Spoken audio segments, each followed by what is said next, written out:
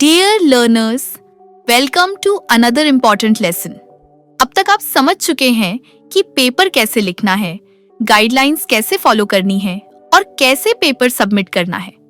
आज हम बात करने वाले हैं व्हाट हैपन्स आफ्टर सबमिशन, यानी कि आपका पेपर सबमिट होने के बाद एडिटर और रिव्यूअर्स उसके साथ क्या करते हैं। अक्सर स्टूडेंट्स यह सोचकर कंफ्यूज्ड हो जाते हैं कि पेपर गया, अब क्या वो एक्सेप्ट हो गया, क्या कोई रिप्लाई आएगा, कब आएगा। तो चलिए इस प्रोसेस को स्टेप बाय स्टेप समझते हैं ताकि आपको क्लैरिटी मिले और पेशेंस बना रहे।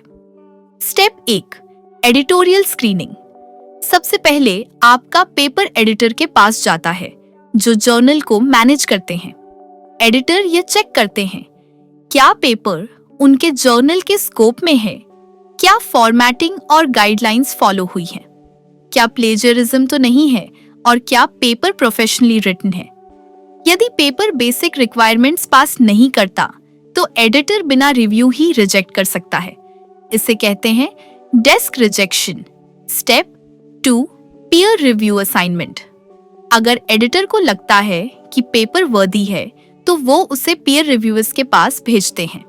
यूजुअली 2 या 3 एक्सपर्ट्स होते हैं जो उस फील्ड के सब्जेक्ट एक्सपर्ट्स होते हैं।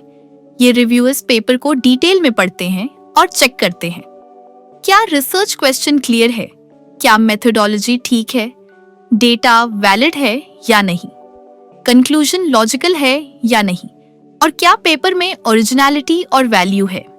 यह प्रोसेस सिंगल ब्लाइंड या डबल ब्लाइंड हो सकता है जिसमें ऑथर और रिव्यूअर एक दूसरे का नाम नहीं जानते। Step 3, reviewer feedback.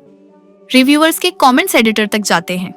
उसके बाद एडिटर आपके पेपर के लिए कोई एक डिसीजन लेते हैं। Accept without changes. बहुत रेयर होता है माइनर रिविजन्स, छोटी मोटी लैंग्वेज या formatting changes. Major revisions, methodology, data या स्ट्रक्चर में बड़ा चेंज, रिजेक्ट। अगर पेपर क्वालिटी या ओरिजिनलिटी के स्टैंडर्ड्स मीट नहीं करता, आपको फीडबैक के साथ ईमेल या पोर्टल पर नोटिफिकेशन मिलता है और वहां क्लियरली लिखा होता है कि क्या चेंजेस चाहिए। Step 4, revision and resubmission. अगर आपको रिविजन्स रिक्वायर्ड आता है तो घबराइए नहीं, यह एक पॉजिटिव साइन होता है।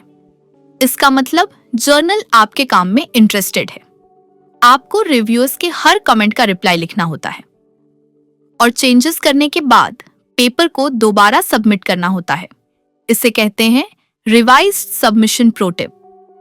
हर फीडबैक का रिस्पेक्टफुल और पॉइंट वाइज जवाब दें और जहां आप अग्री नहीं करते वहां पोलाइटली जस्टिफाई करें। यह स्टेज आपकी मैच्योरिटी एज अ रिसर्चर दिखाता है। स्टेप 5, अंतिम निर्णय। रिवाइज्ड पेपर सबमिट करने के बाद एडिटर दोबारा डिसाइड करते हैं क्या पेपर एक्सेप्ट किया जाए या और रिवाइज किया जाए। अगर सब कुछ ठीक हुआ तो कॉन्ग्रेचुलेशंस, आपका पेपर एक्सेप्टेड फॉर पब्लिकेशन हो जाता है। फिर आपको मिलता है galley proof, final draft for minor edits और फिर पेपर ऑनलाइन पब्लिश हो जाता है।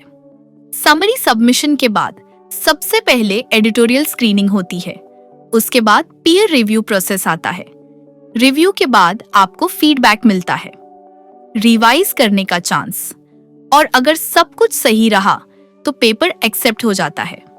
रिसर्च पब्लिशिंग एक प्रोसेस है, फास्ट फूड नहीं, इसमें समय लगता है लेकिन रिजल्ट लाइफ चेंजिंग होता है।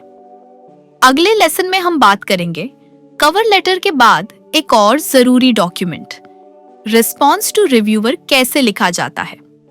जब आपको रिवीजन मिलता है तो रिव्यूअर के हर कमेंट का जवाब देना होता है।